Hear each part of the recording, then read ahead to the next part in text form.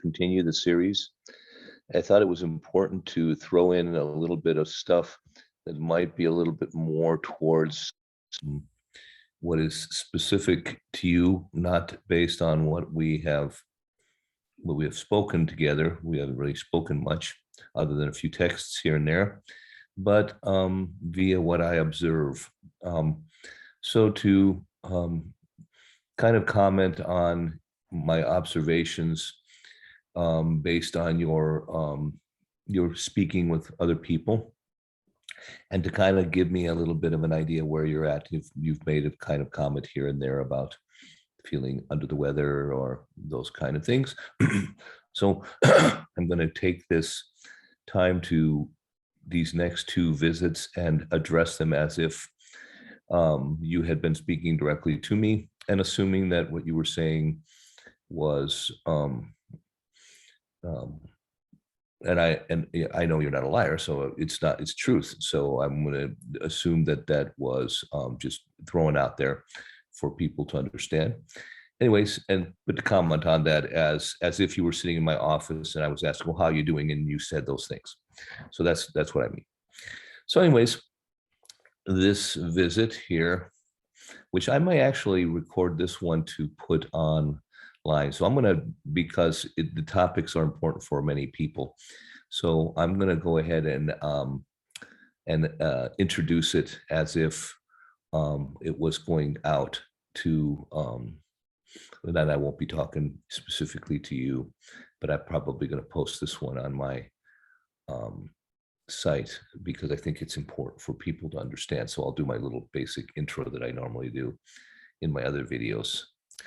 And so without further ado, this one is going to be called the Order of How I Came to Know God, or the chronological order of knowing this stuff is true. That's what I'm going to call it. The chronological order of knowing this stuff is true. And it's specifically for you. So without further ado, hello, my name is Peter Colla, and I am the author of Heal Yourself for God's Sake. This is a book in which I, 35-year practicing medical professional, and I have had the honor of being helping some people and getting my face on YouTube through David Nino Rodriguez and Charlie Ward and Nicholas Van Yemen and a few other people. But really what I've had a real honor of is treating people for various healthcare issues. And in that scenario, probably about 15 years ago, I decided to put God back into the treatment scene, and I started seeing miracles, examples of miracles, and even healings take place. I wrote them down. I'm a writer. I like to write, and that's so. After a few years, I started blogging about it, and then eventually I wrote them all out in the form of this book, showing not only what happened, but trying to explain how it happened and correlate it to the Word of God, as it were. And that's what I did.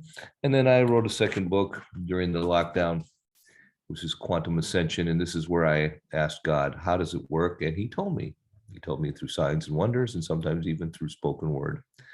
And I write it down, and so that it's easier to understand and explain.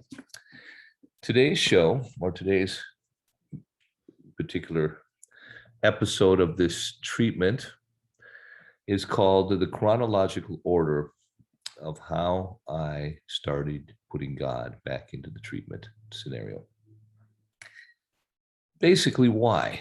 Well, the why is easy because I had my own sort of near-death experience, and I had come face to face with either wanting to not go on or to lift my head up and look to God, and God answered when I didn't expect him to.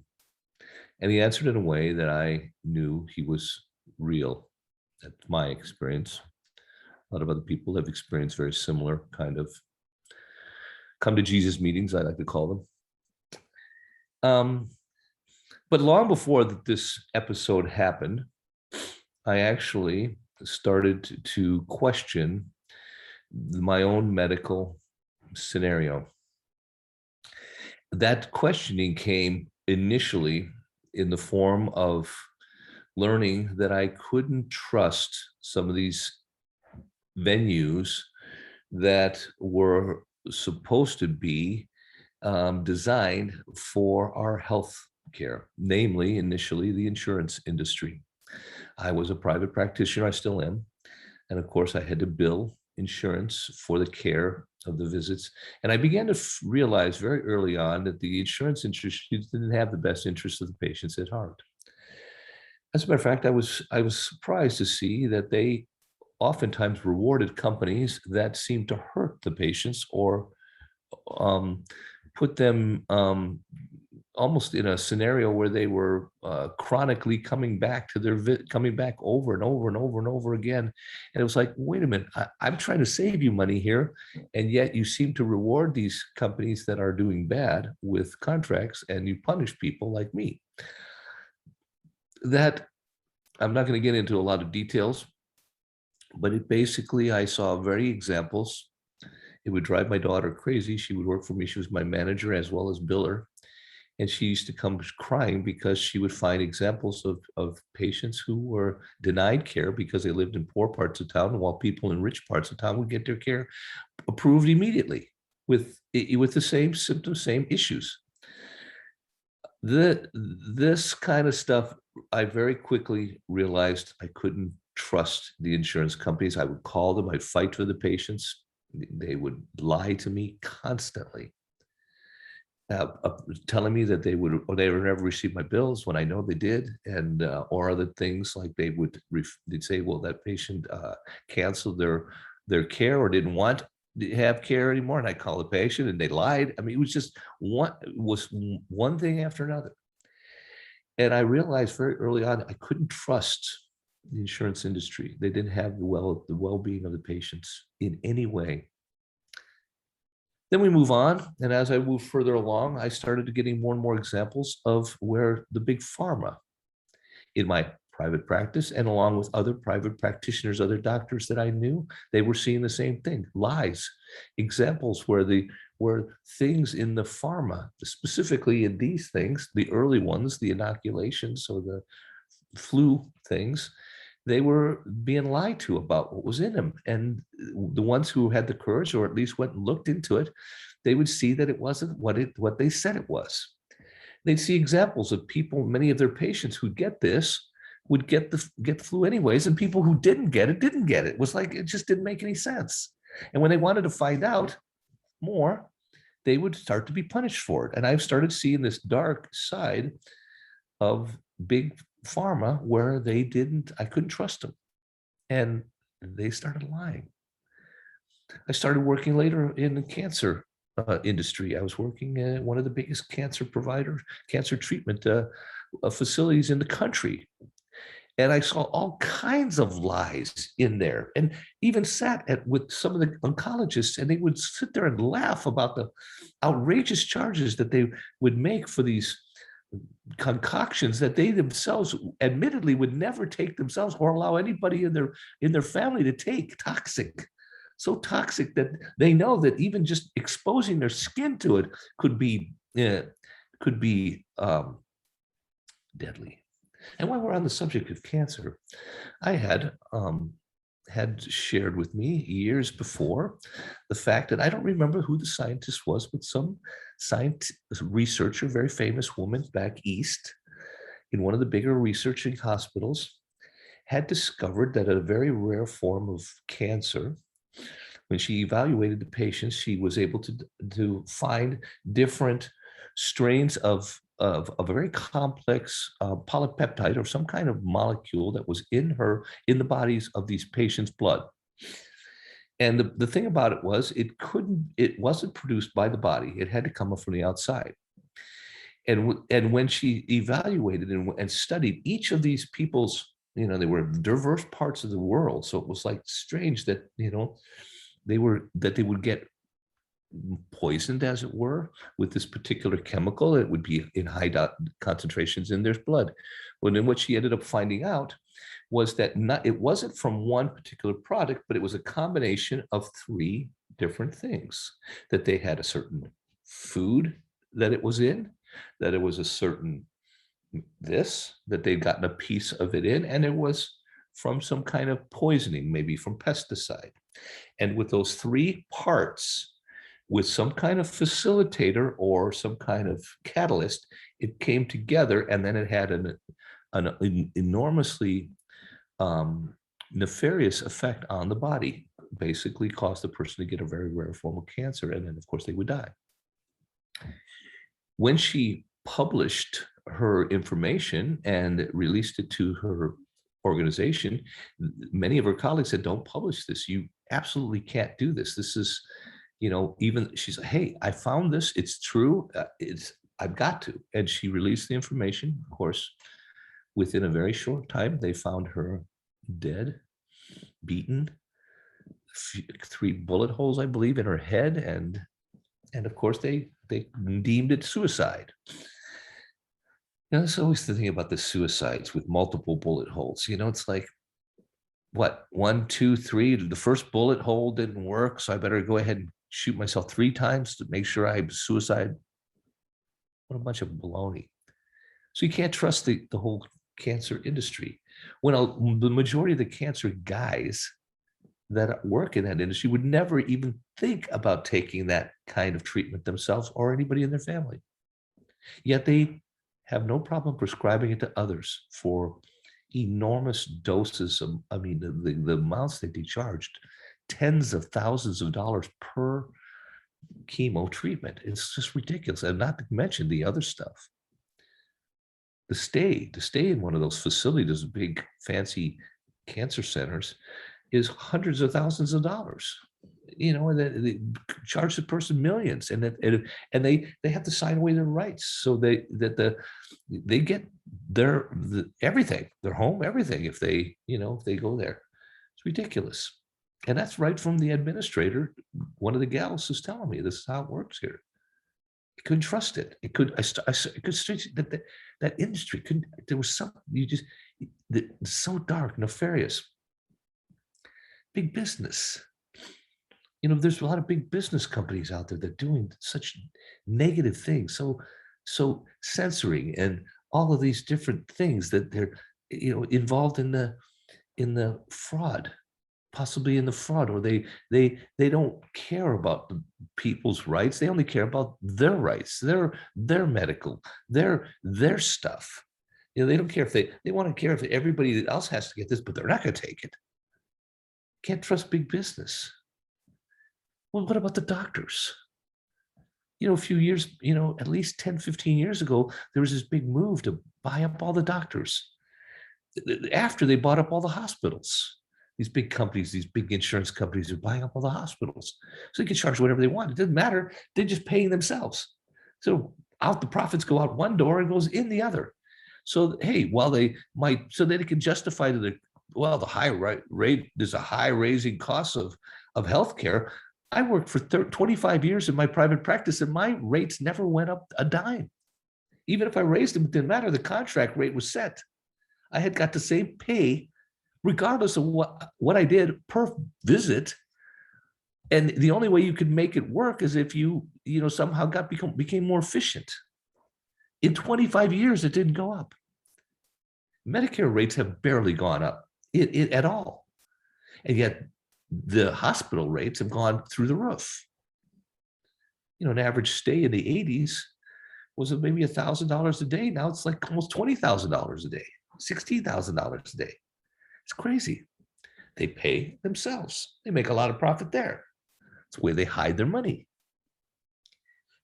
You can't. And now the doctors they buy up all the doctors. They try to buy me out to get me to come work for them. Oh yeah, come work for us. We own the office. We'll pay you a salary. Everything's the same. You just, we just own it. Yeah, until they come knocking on the door and say, this is what we want you to do. We want to give that on everybody. We want you to do what we tell you. You make sure you put this on, make your patients. It's like, I can't trust them. And now, even less so. A few years after that, the educational institutions, they were teaching these kids different things that I had been taught going through school. It's like, wait a minute, when did this suddenly become wrong? What was herd immunity is just one example. And things that they taught that were then, what was it, not true then?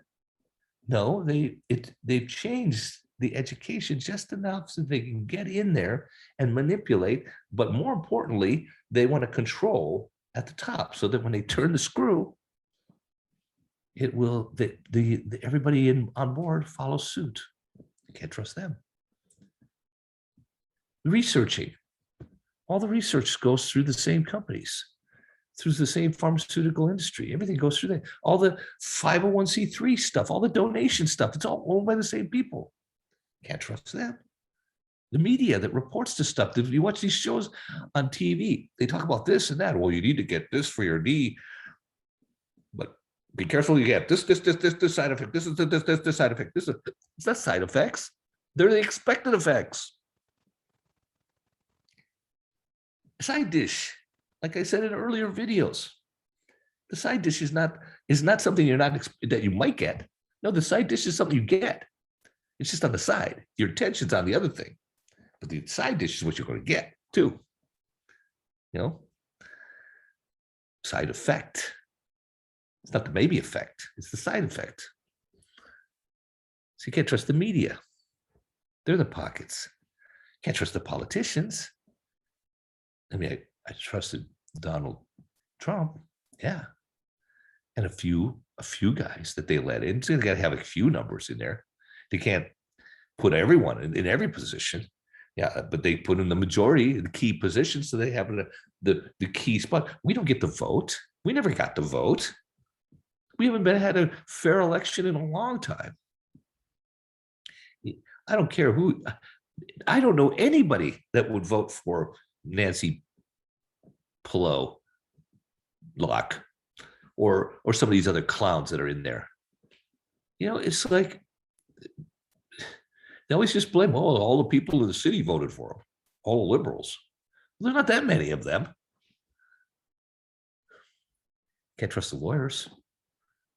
I've had my share of, wrongdoings against me. Go to the court. They're owned by this. They all go to the same. They were all part of the same fraternities. All the part of that fraternity stuff, and they're fraternity brothers. They call each other, hey. Those are those lodges in those different societies. And as they move up and they become more and more popular, they're more and more successful. And then you get you one because you think he's a good one. Yeah, he'll help you unless they call him and say, you just don't do this or don't do that. And then you'll win, but you won't. You'll win and you'll lose. It'll cost you more money than you win. So you end up losing. Or it taints it enough so that you give up on the project you were going to do in the first place, like it happened with me. And I wanted to do some things with some land. Somebody else decided he wanted the land, so he tainted it and made it so I couldn't do anything with it.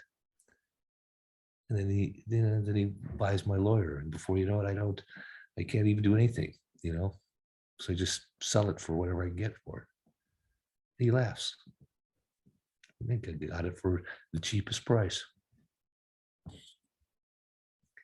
You can't trust the lawyers. You can't trust the judges. You can't trust the big corporations. You can't even trust the local service companies if they've got contracts with the big companies. Because if they've got contracts with the big companies, with the big providers, with the government contracts, their contract keeps them in line. They get a call from their contracting. Hey, let this person go. Well, we're not going to honor. We're not going to renew your contract. What can you do? You can't trust the water.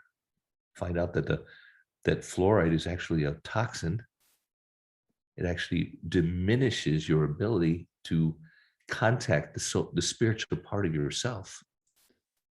So now suddenly you got to watch out what water you're drinking. Make sure that plastics do the same thing. So even though they give you natural water, but they put it in a plastic bottle, you got just as bad a problem. If plastics can hurt the ocean, what does it do into your water? I mean, come on, people. The air we breathe, they've already proven that aluminum and barium in that chemtrails. Why? Ball, BAAL. They try to, it's accursed. It has a physical issue that they hope to do. And on top of it, there's a curse behind it. That's why it's called what it is. See, if you're going to believe in God, then you have to believe.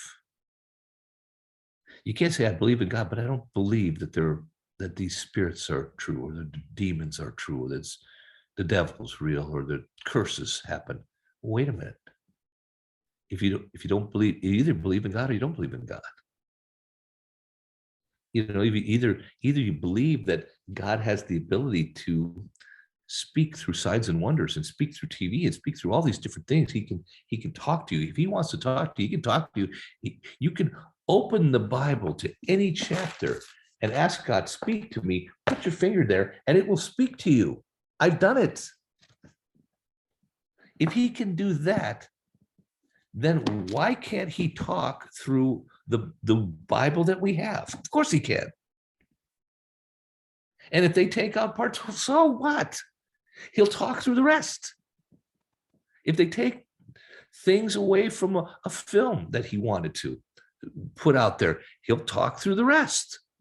He can talk through one single sentence is all he needs. One single word, the right word at the right time for the right person. But I don't trust the air we breathe. I don't trust men. I don't trust these anymore. When friends of mine won't take them doctors and won't give them. I trust the manufacturers of pills. Most of those are pharmaceutical companies. A lot of the natural companies send their recipes to the pharmaceutical company, and the pharmaceutical company makes them into pills because they've got the machines, and then sends the pills back to them. Here you go. And how do they know? How do they know they've been put other things in there? They certainly make them oil-based. Crude oil is toxic. It's for a reason toxic. Makes you susceptible to other things. Reduces your immune system. When you take in these things, it reduces your immune system and makes you susceptible to other things. That's the plan. Keep them enslaved. Put shackles on them, one after another. Before you know it, you can't do anything, and your head is down and you're just obeying. A very good doctor friend of mine said, I would never take any modern opioid. The older ones were better. The new ones have been synthesized. The pain medication's been synthesized to cause depression. The depression medicine has been synthesized to cause bipolar or anxiety attacks. The anxiety attack medicine has been synthesized to cause sleeplessness. The sleeping pills have been synthesized and to cause other issues. So when you combine them, here's that combination thing again. Now you got suicidal thoughts. Their combined effect makes people suicidal. So, and you get that over and over again with this stuff. Now we find out that our foods are poisoned, that they've been putting, well, I've known for years that the preservatives in foods, it doesn't make sense. Foods aren't they don't stay any more preserved than the stuff you do yourself. Why do they have to have it in there? Well, what about then why certain foods make you feel like crap after you eat it, but yet are so addictive? Yeah, you wonder? What does addictive medicine do to you? Makes you feel good for a second, makes you want more, and then you feel like crap after you have it. Same thing. It's a very common soft drinks, foods that are supposedly tainted with our children's, you know, tissue. Are you kidding me? Why? If they're not trying to nefariously curse. Meats and packing plants tainted with human flesh. Why? Maybe to get reactions in our body? Maybe to cause autoimmune type issues? The whole idea of autoimmune sicknesses is all something relatively new. When I first came into the medical scenario, there was hardly anybody that had them. Now almost everybody, a lot of people has one form or another. Well, maybe it's because we've been ingesting human tissue through various products, even in the smallest fraction, and it has the effect of causing our body to literally feel like it's eating itself, autoimmune, attack itself. And then on top of that, in our soft drinks, in all of these different things, the pills that we take, which reduce our symptoms are literally telling our body that we're being attacked. They reduce the symptoms, but then they make us more susceptible to more attacks. And in some cases, seem to even facilitate other attacks. One medicine causes a different problem, aka like we talked about with the pain pills. Lately, I felt horrible even after eating out. The only time I actually feel pretty good is after I fast. When I don't eat food. When I eat good homemade food, I feel fine. But if I eat out a few times, food that's purchased in a lot of the restaurants, especially the smaller chains or the more corporate chains, they buy themselves their food from large producers. And it's the same stuff that supplies the Mickey D's and all of those, their salads and all of the different stuff. Well, how do we know that they're not putting stuff in there? No, the fact of the matter is they are. It's been already revealed in the Judy Byand and the other ones, researchers. I trust those people. Like I trust Juan 07. I trust Nino Rodriguez. Fact checkers, people that don't just report something, but check it out before they jump on board. And that's what I like to do myself. And this stuff is not new. I heard about the Pepsi thing freaking 15 years ago, Mountain Dew. Yeah, but then you hear about it and it just disappears. And now it comes back, same products, Kraft, products and makeup of different kinds. Heard about that? They brag about it in Hollywood, I guess. Different kinds of condiments like ketchup or, various, soda pops. Yeah. Well, when you go to the bar and you get a drink, if you don't, you get a soda pop mix, it's a mix. There you go. It's like, where do you get away from it? How do you hide from it? Well, the good news is with curses, we've talked about this. It's small physical, larger experiential. The more times you do it to eat it, the more chance you have of it being effective, but it has a large curse. Well, us knowing in our universes, in our own universe, once we know the truth and we share that truth with others, we have passed it through us, that truth, and thus it becomes part of us. Very important, that sharing. Knowing the truth, eliminates the curse part. Now you just have to deal with the physical part. Okay, it's still, the more times you have it, you've taken it, the more times you've eaten it, the more effect it will have on you. But the good news is God has given us a lot of weapons to clean it up. Intermittent fasting is one of the best things. Keeping your food within a 9-hour period so that you have the other 16 hours, 15 hours to clean up the mess, so that it causes your body to kick in autophagy, which basically means it goes and starts cleaning up for itself.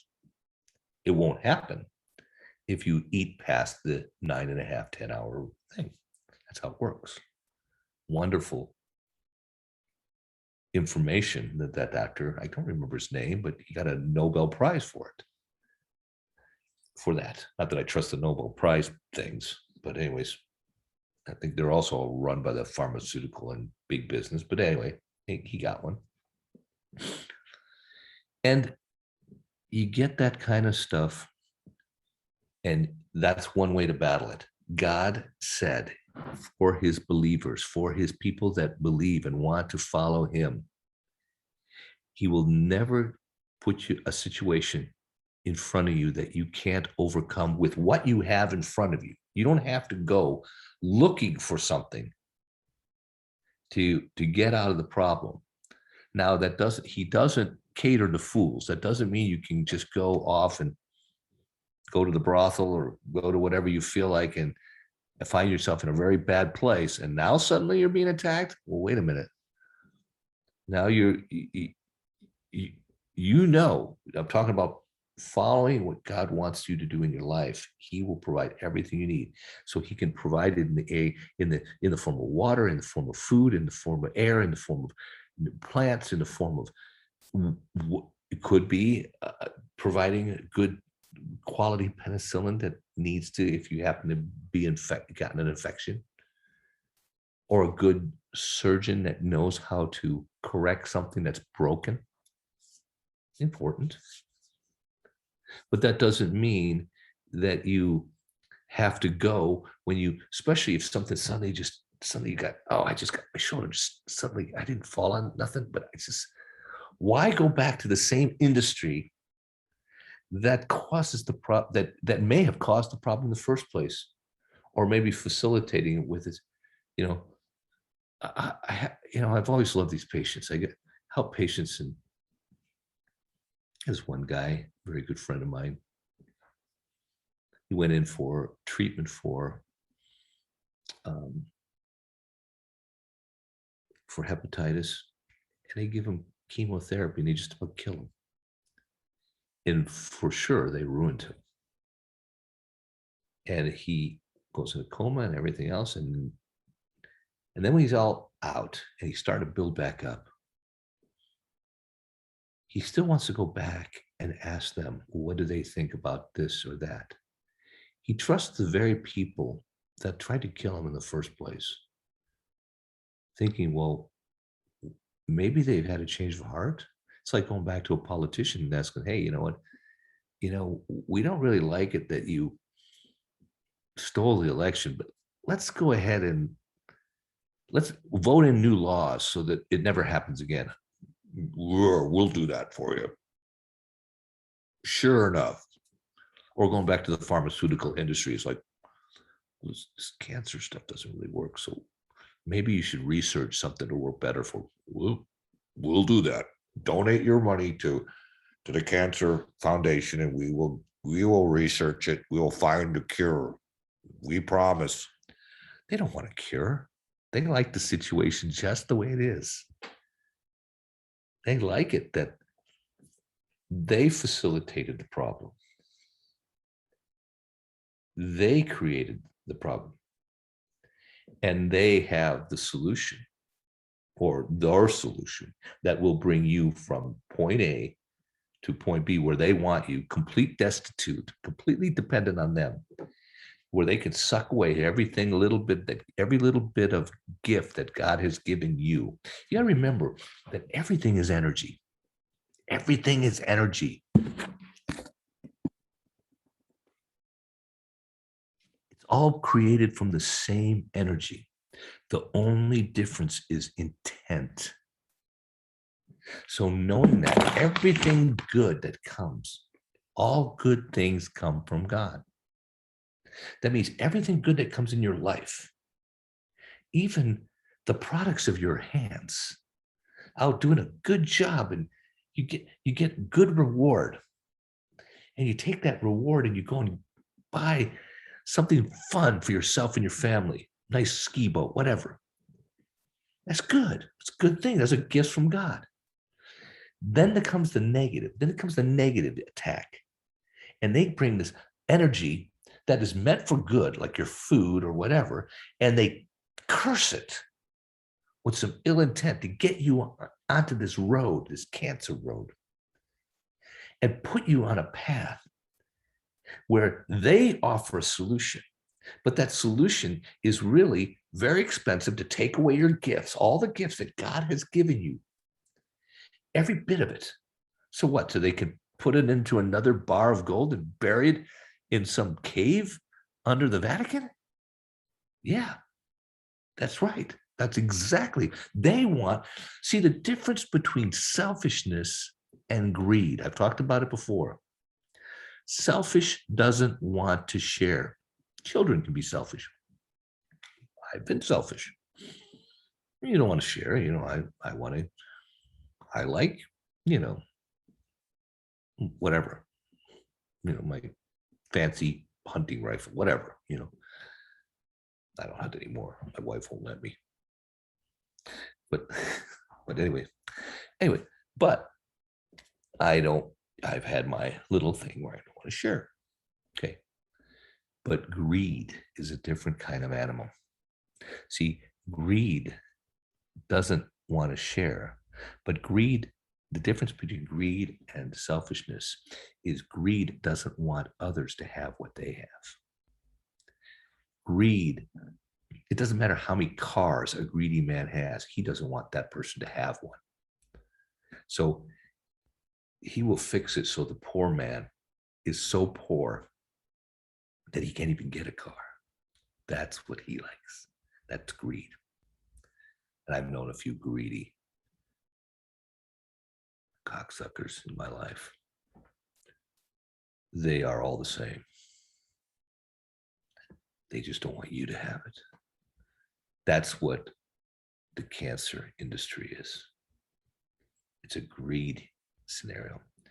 They're already rich. They make all the money. No, they don't want you to have any.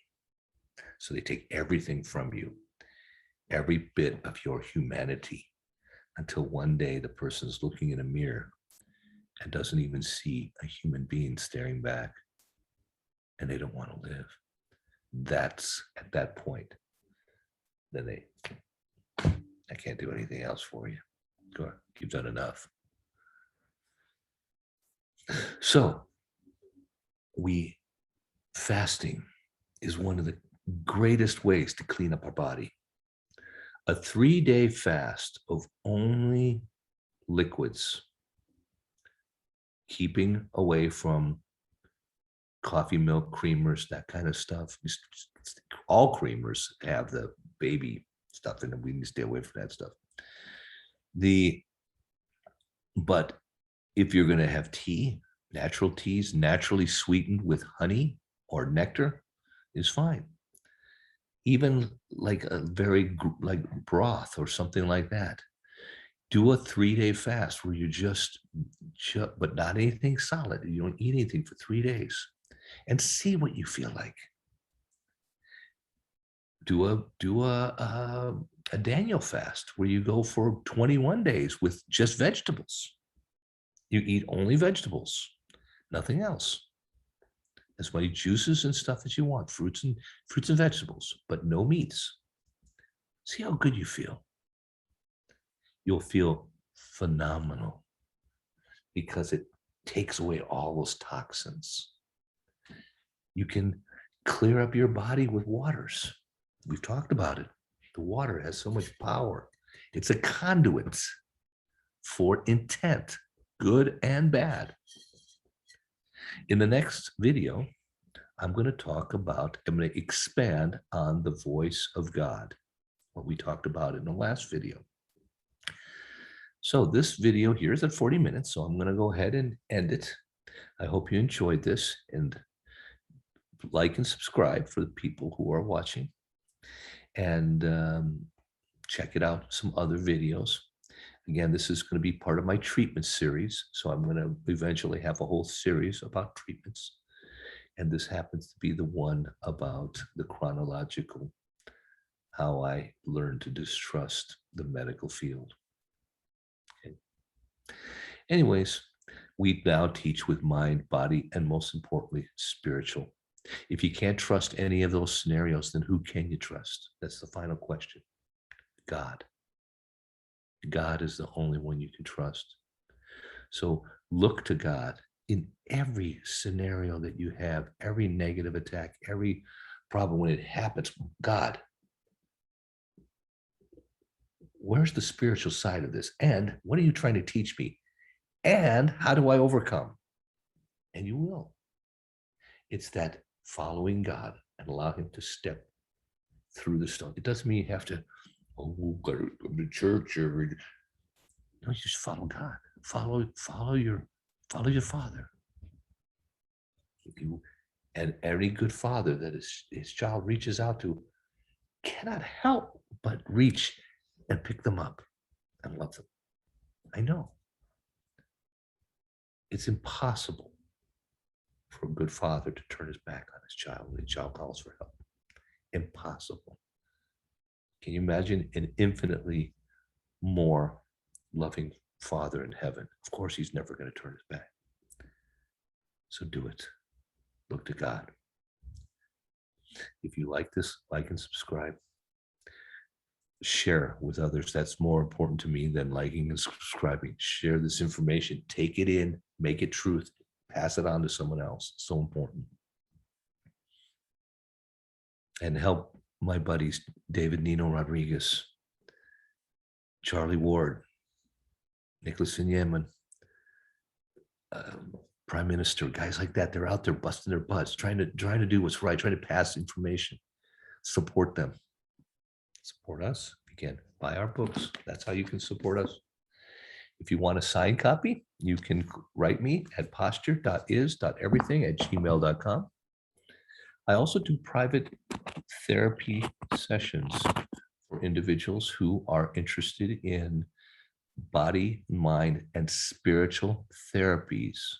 I apply this concept to physical medicine, physical therapy. People call me from all kinds of different things. I analyze them, but I have to charge for that. So if you call me, I'm going to have to, we arrange in 1 or a 2-hour Zoom meeting, and I evaluate just like a regular patient that I have sitting in front of me, find out what's going on, and take you through a course of therapeutics that is not only physical, but experiential, and most important, spiritual, to get you on a road to healing. posture.is.everything@gmail.com. You can also watch these videos on Spiritual Therapies with Peter Anna Colla. And we have a couple of Telegram stations. I'll have those below. You can check it out. Anyways, I hope you have a blessed day, and I will talk to you soon.